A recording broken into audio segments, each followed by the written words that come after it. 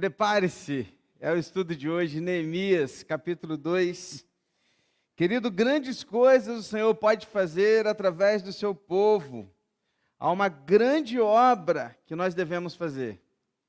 Abra sua Bíblia em Neemias, capítulo 2, versículos de 11 a 20. É o texto que nós vamos ler. Grandes coisas o Senhor pode fazer através do seu povo, queridos. E só um grande Deus, poderoso e invencível, faria algo tão grandioso através de pessoas tão pequenas e improváveis como nós. É a frase que está aqui na televisão também. Queridos, nós estamos sonhando, vislumbrando coisas que Deus está fazendo. Eu pessoalmente tenho sonhado com a igreja há anos, buscado conhecimento, projetos, a visão de Deus, né? Aquilo que Deus quer para a nossa igreja. E Deus tem uma grande obra para fazer, queridos, através desta igreja. Poucas igrejas hoje, infelizmente, pregam o evangelho verdadeiro, sem máscaras, sem enrolação. E ao mesmo tempo é uma igreja contemporânea, viva em sua prática de culto, além de viver uma comunhão intensa e cuidadosa. E é o que nós estamos buscando fazer como Igreja Batista Betânia. E Deus é muito especial, porque Deus está fazendo as coisas de uma forma assim sobrenatural. Querido, presta atenção, nós estamos vivendo um tempo de recomeço, um tempo de reforma física, reforma de construção, reforma espiritual, reforma, né, na palavra de tudo que a gente tem vivido, reforma da maneira de servir, na maneira de cuidar. E você pensa comigo, querido, você acha mesmo que é coincidência a gente ter começado a estudar a Bíblia, capítulo por capítulo, no dia 2 de março de 2017, foi o primeiro estudo, Gênesis capítulo 1, 2 de março de 2017, e 7 anos depois, chegarmos exatamente em Neemias, diante de tudo que nós estamos vivendo como igreja atualmente, com uma reforma física e com a missão que está muito clara para nós, de ganhar almas, comunhão e boas obras. Você acha mesmo que é coincidência? Eu não acredito em coincidência, querido. Isso é providência de Deus. Porque quando nós começamos lá atrás, há 7 anos esse estudo, Deus já havia preparado para que nesse tempo nós estudássemos Neemias. E por que esse tempo? Porque é um tempo que como igreja estamos vislumbrando grandes coisas, uma grande obra, um grande desafio, muitas coisas para a glória do nosso Deus. E hoje nós vamos aprender alguns princípios sobre como nós como igreja, como nossas vidas também no nosso pessoal, alguns princípios que vão nos ajudar sobre projetos, reformas pessoais e também como igreja, como grupo, aquilo que Deus pode fazer e há de fazer através das nossas vidas. Antes mesmo dos princípios, eu quero destacar 2 verdades que precisam ser ditas nessa noite. A primeira verdade é essa: não despreze o dia dos pequenos começos. Não despreze o dia dos pequenos começos. Nós temos muitas vezes o péssimo hábito de não valorizar as pequenas coisas. Semana passada a gente estava estudando aqui e falávamos sobre darmos o nosso melhor naquilo que é comum. Você lembra disso? E hoje eu quero te dizer, querido, não despreze o dia dos pequenos começos. Quem diria que uma simples visita de Hanani, irmão de Neemias, pudesse gerar uma reforma tão grande em todos os muros de Jerusalém? Era um começo, uma conversa, um bate-papo. Quem diria que em um dia qualquer, um dia comum, Neemias teria a chance de compartilhar com o rei os seus desejos e ele prontamente seria atendido em tudo que ele pediu, como a gente viu semana passada. Pequenos começos. Não subestime as pequenas coisas, querido, que acontecem na sua vida. Não subestime uma pequena visita, uma pequena entrevista, uma pequena conversa. Não subestime uma pequena palavra que alguém pode dar no seu coração. Do nada, de repente, chega alguém e te dá uma palavra assim pequena. Você ouve aquilo e fala assim, o que é isso? E de repente, aquela pequena palavra, foi Deus que usou aquela pessoa para falar ao seu coração. Pequenos começos. Era um dia comum, quando sua esposa estéril e aquele homem comum foram chamados a sair da sua terra para uma terra ao qual Deus ainda iria mostrar, e de repente forma-se ali uma grande nação. Abraão e Sara, era um dia comum, era um pequeno começo, sair de casa, um pequeno começo. Era um dia comum quando um bebê havia acabado de nascer, e aquele bebezinho sendo protegido pela sua mãe, porque todos os bebês deveriam ser mortos. Era um dia comum, e uma mãe simplesmente põe o bebezinho num bercinho que coloca dentro de um rio, e esse vai sendo guiado até que nasce o grande Moisés, libertador do Israel, do Egito. Era um pequeno começo. Quem diria que daria alguma coisa, uma criança dentro de um bercinho? Era um pequeno começo. Era um dia qualquer, no rebanho, cuidando de ovelhas, quando de repente alguém grita: Davi, Davi, estão te chamando lá na casa do seu pai. E chega lá e de repente ele é ungido rei de Israel. É um pequeno começo. Não desvalorize, não despreze os pequenos começos, querido. Não fique aí pensando: nós, o pastor está sonhando tanto com isso, está sonhando em batizar 3.000 almas. Mas nós, aí bebê, uma igreja de bairro longe do centro, já quase numa outra cidade, a gente, no interior do Rio de Janeiro, a gente não tem dinheiro, não tem influência, não tem nenhum poderoso aqui na igreja, não tem nenhum grande político aqui, nem pequeno, né? Nós, como que a gente vai fazer alguma coisa? Querido, não subestime, não despreze os pequenos começos. Sabe por quê? Porque nós temos acesso àquele que é o Todo-Poderoso, o Senhor dos Senhores. Então eu creio num Deus que tirou Neemias lá de um nada, e naquele pequeno começo ele fez ele ser o grande reformador de Israel. E é o que ele está fazendo e vai fazer através das nossas vidas, amém? Uma segunda verdade que não pode ser desprezada é que um trabalho bem feito requer uma liderança espiritual vigorosa, seja na sua casa, na sua família. Presta atenção, homens, sejam líderes vigorosos espirituais nos seus lares, porque uma grande reforma nas nossas casas passa por uma liderança vigorosa e espiritual. Isso não é diferente na vida da igreja. Neemias ocupava uma posição estratégica. Era um homem de confiança do rei Artaxerxes, era um grande líder, e Deus então usou aquele grande líder para algo grandioso que ele fez ainda, sem ele entender nada onde ele iria chegar. Deus prepara homens para ocasiões especiais, querido. Ele preparou Moisés, Davi, Paulo, Agostinho, Lutero, Calvino, Wesley, Spurgeon, Billy Graham. Eu não sou nenhum desses homens, querido, e eu nem sei o tanto que eles sabiam, mas eu, como pastor dessa igreja, tenho algo que eles tinham: o Espírito Santo de Deus e a palavra poderosa e eficaz das mãos. E isso é o que importa. Você está entendendo? Uma liderança espiritual vigorosa gera um trabalho bem feito, bem sucedido. Neemias era inspirado por um intenso entusiasmo. Neemias era apaixonado pelo que fazia. Sem paixão, ninguém faz nada significativo no reino de Deus, querido. Muitas pessoas viram o opróbrio de Jerusalém, se conformaram com aquela situação. Neemias não. Quando ele ficou sabendo, sem olhar, sem ver, ficou sabendo que em Jerusalém havia um caos, tudo destruído, tudo para baixo, ele chorou, jejuou, orou e buscou no Senhor uma resposta. É isso que um líder espiritual vigoroso faz. Há anos os tenho buscado, chorando, orando ao Senhor: Deus, nos tire do comum, faça algo sobrenatural através da nossa igreja. Meu pedido é que Deus use a IBB como referência de uma igreja bíblica e fiel. Sim, queridos, eu quero sim que sejamos impactados com o sobrenatural de Deus.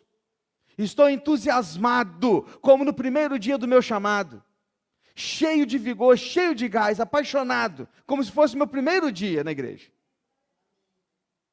Quero muito ver o mover de Deus através desta igreja, para a glória do Senhor, para que almas sejam salvas e ganhas para Jesus Cristo.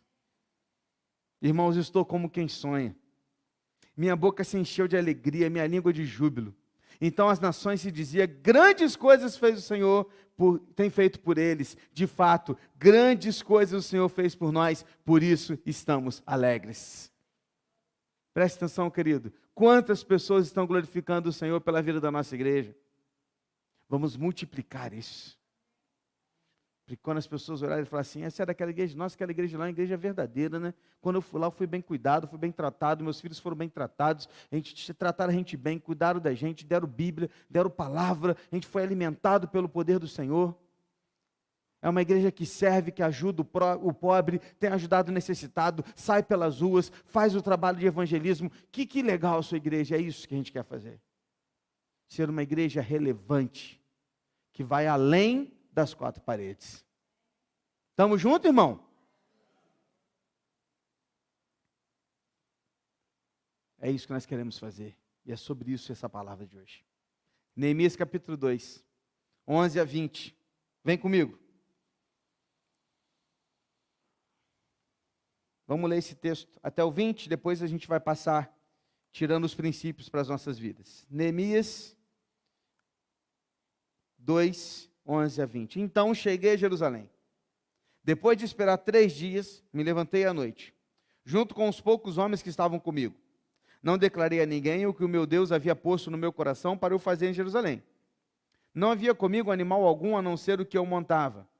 De noite saí pelo portão do vale, em direção à fonte do dragão e o portão de Monturo, e inspecionei as muralhas de Jerusalém, que estavam em ruínas, e cujos portões tinham sido destruídos pelo fogo. Passei ao portão da fonte e ao tanque do rei, mas não havia lugar por onde o animal que eu montava pudesse passar. Subi à noite pelo vale, sempre inspecionando as muralhas. Voltei, entrei pelo portão do vale e fui para casa. Os magistrados não sabiam onde eu tinha ido, nem o que eu tinha feito, pois até ali eu não havia declarado coisa alguma, nem aos judeus, nem aos sacerdotes, nem aos nobres, nem aos magistrados, nem aos demais que iriam fazer a obra. Então eu lhes disse: vocês estão vendo a miséria que nós estamos em Jerusalém? Vocês estão vendo a miséria em que nós estamos? Jerusalém em ruínas e os seus portões destruídos pelo fogo. Venham, vamos reconstruir as muralhas de Jerusalém para nos livrarmos dessa vergonha.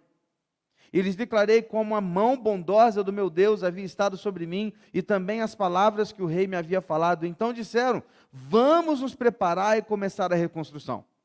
Então se prepararam para fazer esta boa obra.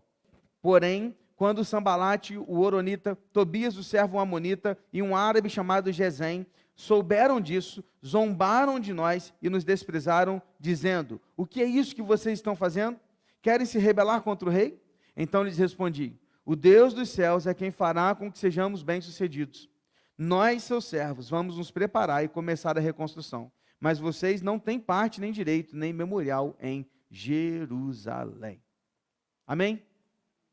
Depois de uma jornada difícil e longa, saindo lá da Pérsia até chegar então em Jerusalém, Neemias chegou a Jerusalém e o texto diz que ele passou 3 dias descansando, porque até os líderes precisam descansar. Por falar nisso, minhas férias estão chegando, beleza? Todo mundo tem que descansar um pouquinho, daqui a pouco você vai ver o pastor sumido, é férias, tá? Não é 3 dias, é 20, tá? Neemias precisou só de 3, mas eu preciso de 20. Mais um pouquinho, mas vou tirar só 20, tá? Então, Neemias parou 3 dias. Chegou lá, descansou por 3 dias. Depois de 3 dias que ele foi começar a fazer as inspeções e tudo que ele havia se proposto a fazer.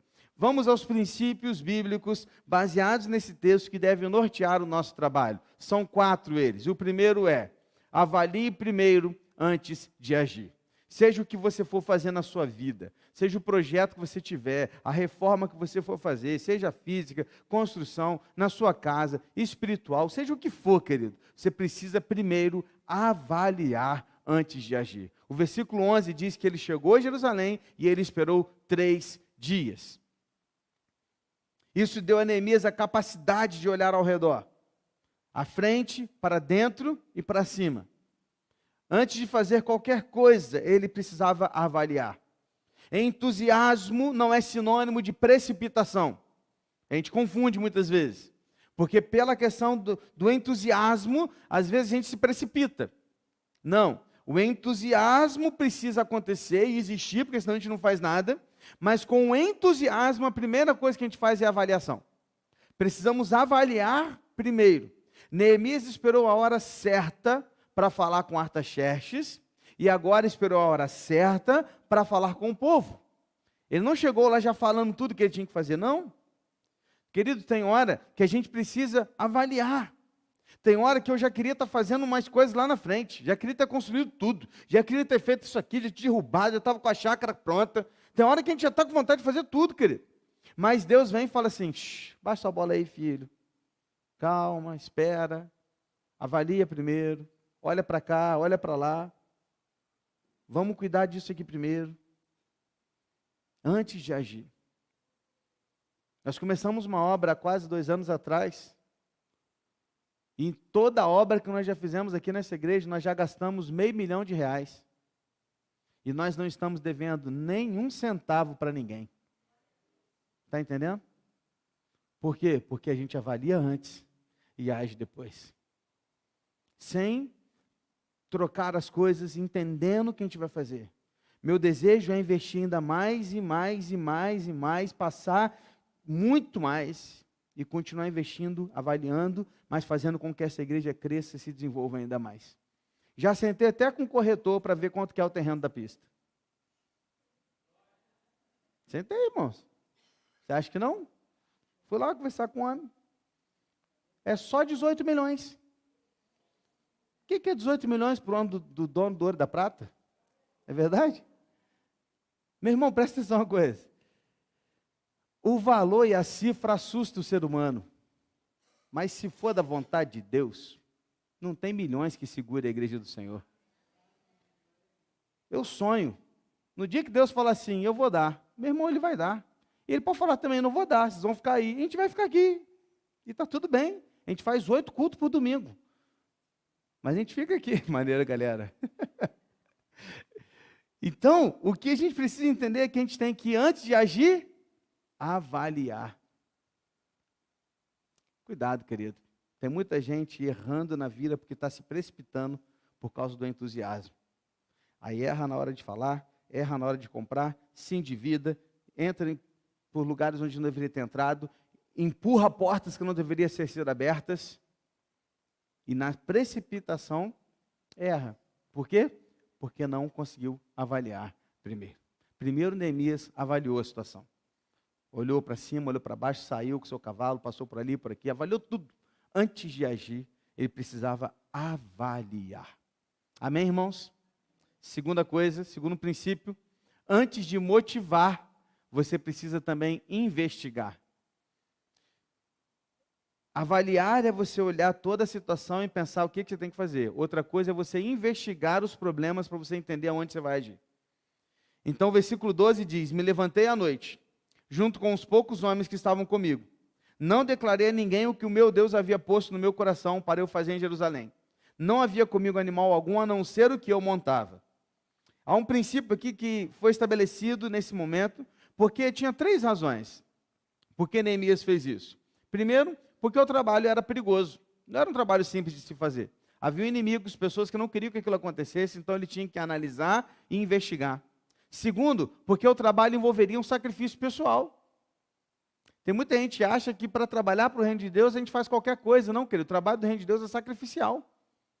Ainda que o nosso sacrifício não chegue nem aos pés daquilo que Cristo fez por nós na cruz. Não é nem fichinha, porque o que Jesus fez vai muito além. Muita gente fala que se sacrifica pelo reino de Deus e pela igreja. Cara, você não faz nada perto daquilo que Cristo fez por você. Mas Neemias precisava analisar, investigar.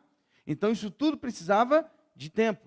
E em terceiro lugar, ele precisava de coragem moral. Porque Deus nos chama para obras difíceis, queridos. Neemias trabalhou por 12 anos depois como governador em Jerusalém. Ele deu a sua vida por aquela causa. Antes dele entender e levar o povo à motivação, ele precisava investigar o motivo. Porque a motivação passa pelo conhecimento do motivo certo. Fez sentido? A motivação está ligada com o motivo.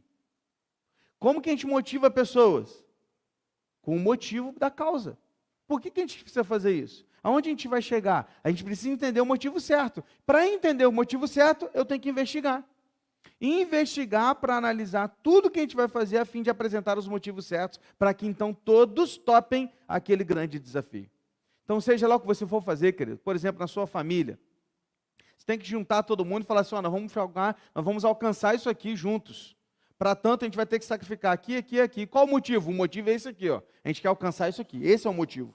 Então, se esse é o motivo, a gente vai entrar nessa. Por quê? Porque como família, igreja, pessoal, seja lá o que for, nós precisamos de um motivo para que esse motivo nos leve à motivação de fazer algo. Só que para encontrar isso, eu preciso investigar. Neemias saiu pela cidade e investigou tudo que ele tinha que investigar para que ele conseguisse encontrar um motivo que entrasse no coração do povo, porque o dele já estava motivado. Irmãos, o difícil é motivar vocês. Porque aqui, meu irmão, já está pulsando, cara. Eu entro na compra daquele terreno ontem. Brincadeira, com investigação e análise e avaliação. Mas a grande questão é encontrar um motivo certo para motivar cada um, porque o grande motivo é a glória de Deus. Então a gente precisa entender isso dia a dia. Investigue antes de motivar. Terceiro lugar, exercite a arte do silêncio. Neemias 2,12 diz assim: me levantei à noite, junto com os poucos homens que estavam comigo, não declarei a ninguém o que o meu Deus havia posto no meu coração para eu fazer em Jerusalém. Neemias 2,16, os magistrados não sabiam aonde eu tinha ido, nem o que eu tinha feito, pois até ali eu não havia declarado coisa alguma, nem aos judeus, nem aos sacerdotes, nem aos nobres, nem aos magistrados, nem aos demais que iriam fazer a obra. A discrição é uma das marcas de um líder bem-sucedido, de um povo bem-sucedido. O silêncio muitas vezes é mais eloquente do que qualquer palavra. Devemos escolher a hora certa para falar acerca dos nossos sonhos e projetos.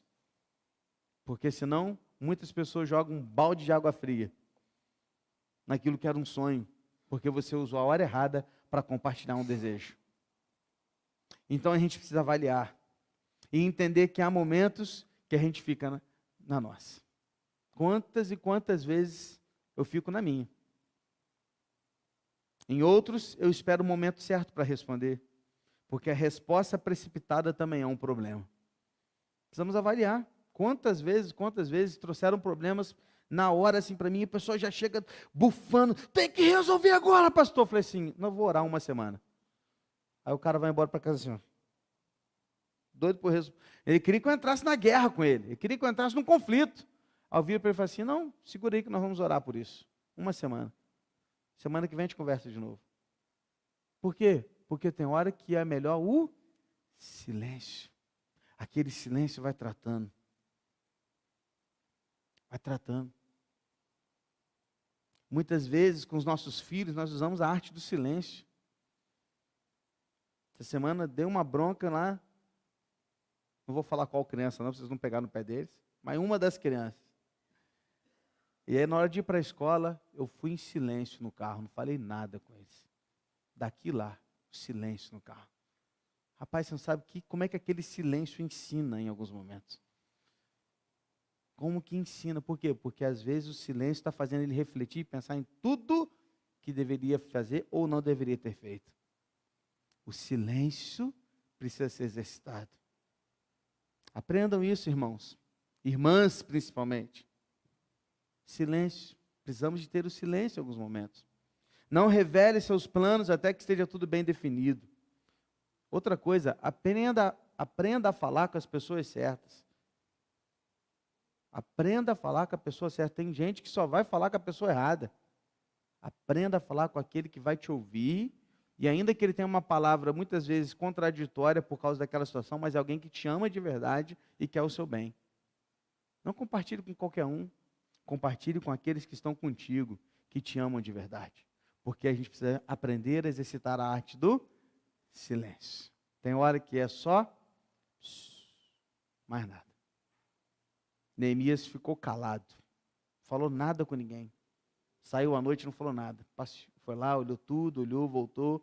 Ninguém sabia o que ele havia fazer lá. Por quê? Diz o texto que ele ainda não tinha falado com ninguém. Só compartilhe os seus projetos com aqueles que já estão com a sua visão. Ele esperou toda a situação de análise e de investigação para depois ter o motivo certo para então compartilhar o projeto. Projetos só devem ser compartilhados depois que todos estão com a visão. É isso que a gente deve fazer. Por isso que a gente tem trabalhado com a igreja tantos anos, anos atrás de anos. Depois que a gente veio para cá, de uma forma mais objetiva, ainda assim a gente está executando poucos projetos, mas a gente está colocando a visão na cabeça do povo. É isso, é isso, é isso. Para que entendam todo o processo. Para que quando a gente começar a executar mais e mais coisas, todos estejam dentro da mesma visão. Faz sentido? Desenvolva a arte do silêncio. Em quarto lugar e último, faça um diagnóstico dos problemas a serem resolvidos. Então, você avaliou antes, investigou para encontrar o motivo certo, para você motivar a turma. Encontrou o motivo certo, mas primeiro você se silenciou, olhou para tudo primeiro, andou, ficou em silêncio, não respondeu, os críticos, ninguém ainda, segurou a onda. E agora que você vai começar a executar, você está se preparando para a execução. Você já vai fazer um diagnóstico dos problemas que precisam ser resolvidos. Você tem que entender onde você vai atacar primeiro. Então você tem que ter o diagnóstico. E aí o versículo 17 vai falar assim, olha, então eu lhes disse, vocês estão vendo a miséria em que nós estamos? Olha aí os problemas para serem resolvidos. Jerusalém está em ruínas, os portões estão destruídos pelo fogo. Venham, vamos reconstruir as muralhas de Jerusalém para nos livrarmos desta vergonha. No contexto de Neemias, haviam 3 problemas muito claros aqui nesse versículo. 3 eram os problemas gritantes daquele tempo para Jerusalém. Primeiro problema muito claro é a pobreza e a humilhação. Diz o texto que Jerusalém estava em pobreza. Vocês estão vendo a miséria em que nós estamos? É a pergunta que ele fez. Ele colocou para o povo, estamos no opróbrio, estamos pobres, estamos humilhados. Olha essa situação que nós estamos aqui, é uma vergonha. Humilhação era o problema da pobreza. Querido, qualquer semelhança com o Brasil é mera coincidência. Olha a segunda. Injustiça social. As portas estavam queimadas. Sabe o que isso significa? Que os juízes, eles só julgavam nas portas das cidades. Isso significa que portas queimadas denunciavam um poder judiciário falido e apontavam para uma cidade onde não havia quem julgasse segundo a lei. A justiça estava ausente, o poder judiciário estava sem ação, não havia julgamentos nem justos e nem injustos, não havia julgamentos, não havia. Por quê? Porque as portas estavam queimadas, e só havia julgamento nas portas da cidade.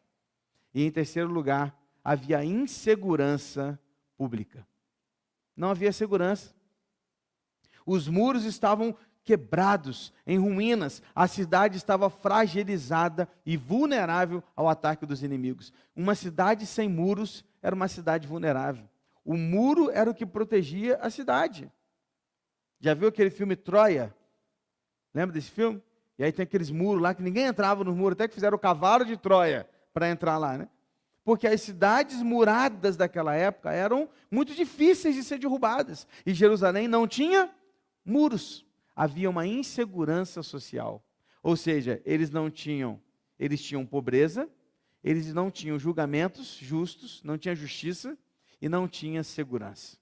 Eles estavam pobres, humilhados, sem segurança e sem justiça. Ele analisa todos os problemas, agora ele sabe onde ele vai atacar.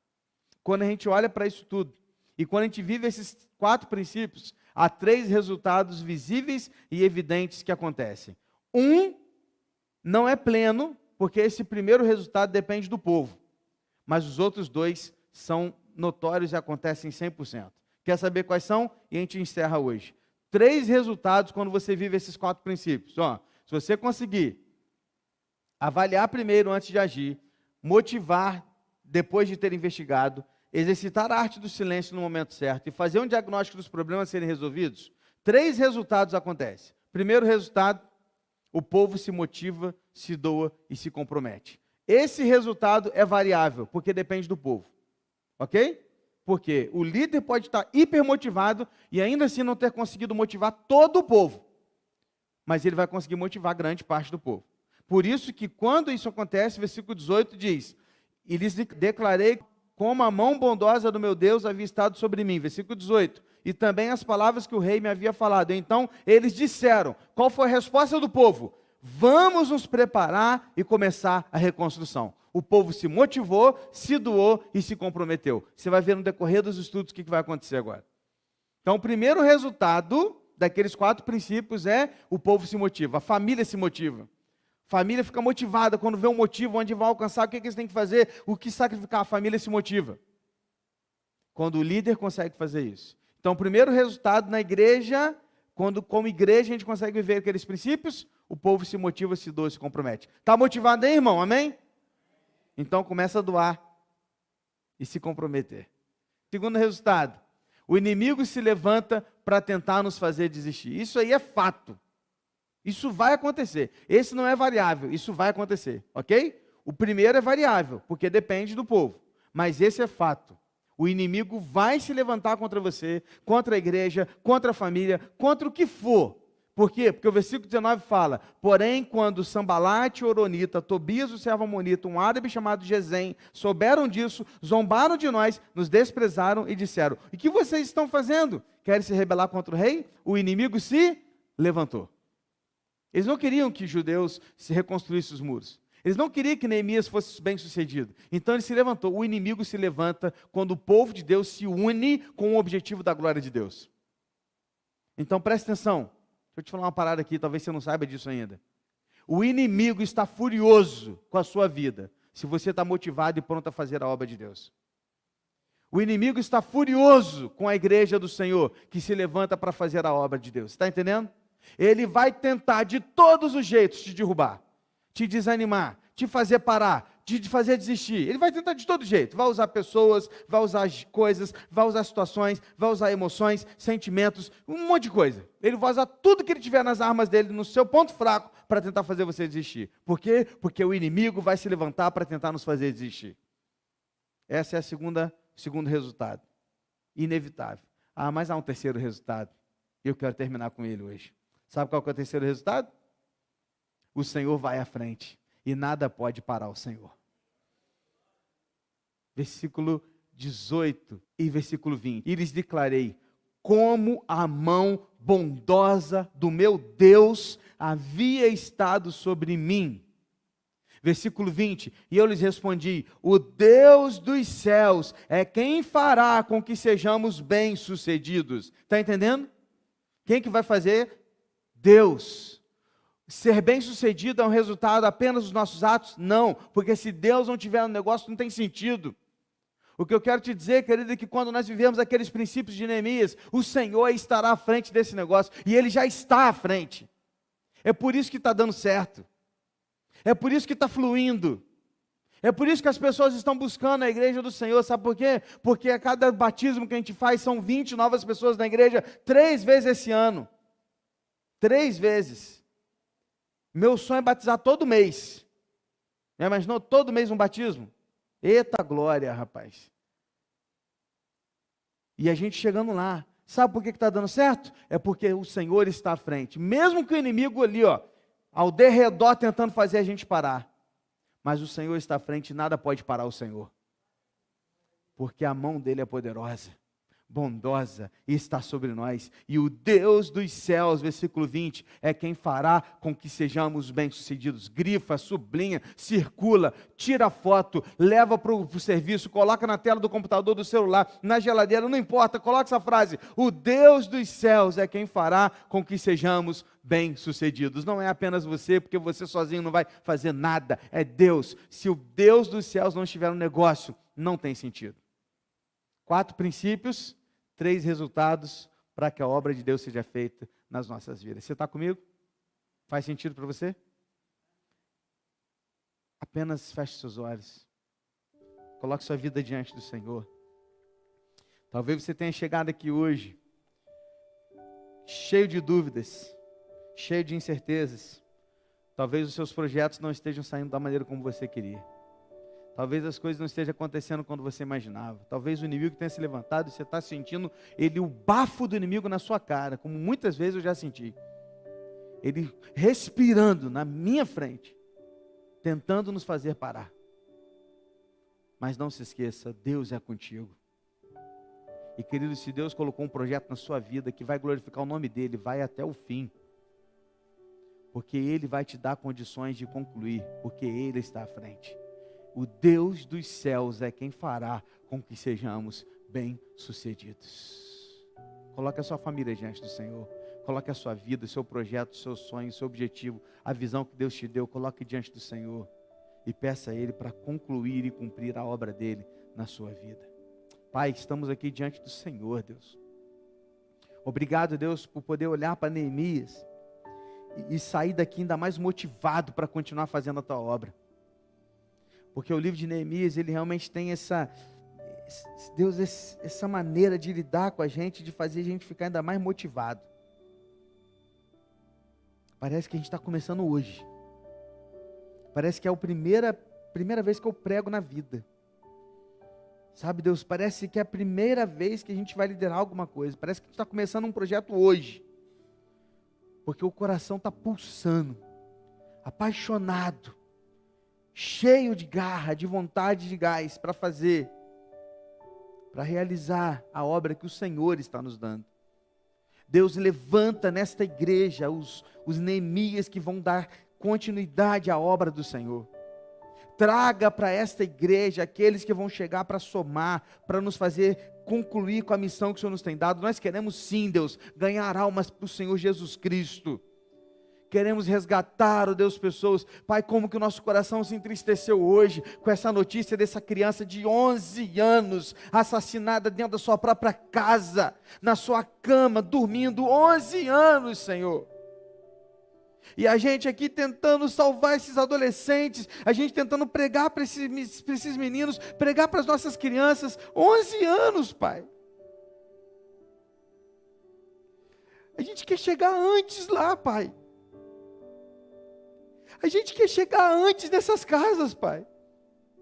Não pode ser o tráfico que vai chegar lá primeiro, não pode, tem que ser a igreja, Senhor.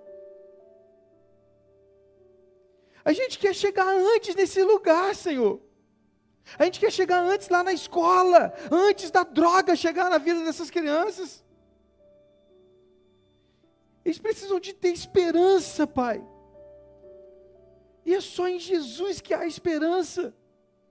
E a gente está com essa missão. A gente tem a boa nova, a gente tem o evangelho, a gente tem a boa notícia. E por que a gente segura tanto, Deus? Usa esta igreja, Pai. A gente quer ser referência aqui, Pai, para salvar vidas, Pai. A gente quer levar o evangelho para essas crianças, para esses adultos, para os jovens, para os pais, para todo mundo, Senhor.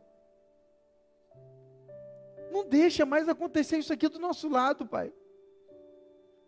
A gente se sente fracassado por não ter chegado lá antes. Leva a nossa igreja aos lugares que ninguém quer ir, Senhor. Leva a nossa igreja e levanta a gente para alcançar aqueles que ninguém quer falar. É o nosso desejo. A gente falou aqui domingo, Pai, que a gente quer aquelas crianças que a gente não quer o filho perto. É essa criança que a gente quer que venha aqui nesse mês de outubro. Aquela criança que mente, aquela criança que xinga, aquela criança que bate em todo mundo, é essa que a gente quer. A criança que está numa família desestruturada. Traz essas crianças para cá, Senhor. E usa a gente para isso. Porque a gente pede também para trazer, mas a gente não vai atrás. Usa a gente, Pai. A gente quer ver esse outubro cheio de criança que a gente nunca viu na vida aqui dentro. Para que essas crianças sejam alcançadas pelo Teu Evangelho antes que a droga o alcance. Antes que a pornografia o alcance. Antes que a sexualidade o alcance. Antes que o mundo fisgue e não haja mais volta. Ajuda a gente, Pai. Por isso, usa-nos como Neemias nas Tuas mãos, para chegar nesses lugares. O problema está identificado. A miséria está lá fora. A injustiça está lá fora. A insegurança está lá fora.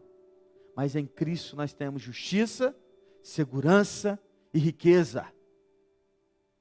E o Senhor pode nos ajudar a levar isso a longe. Usa a gente para isso, por favor, Pai.